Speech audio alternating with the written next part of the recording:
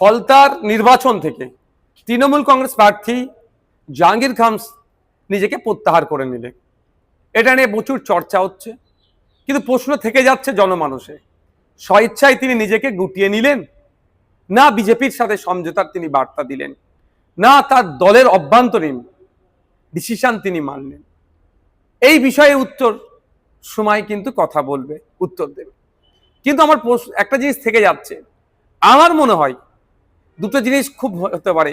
একটা হচ্ছে বিজেপিকে সমঝোতার বার্তা, যে বিজেপির নেতৃত্ব, যে বর্তমান মুখ্যমন্ত্রী শুভেন্দু অধিকারী মহাশয় জাহাঙ্গীর খান সাহেব সম্পর্কে যে কথা বলেছেন, তিনি সেই বার্তা দেওয়া যে আমি তোমাদেরই লোক, তোমাদেরকে সুযোগ করে দিলাম।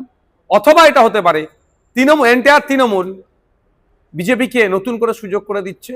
অথবা এটাও হতে পারে যে তৃণমূল কংগ্রেস দেখছে যে এই নির্বাচনে ফলতা থেকে 1, 2, 3 কোনো মতেই আসতে পারবে না, 4 বা 5-এ থাকবে।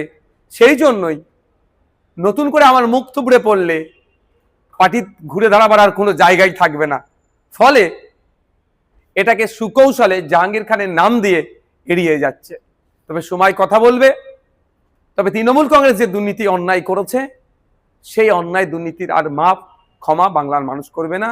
নতুন করে আর তৃণমূল কংগ্রেসকে বাংলার মানুষ চাইবে না।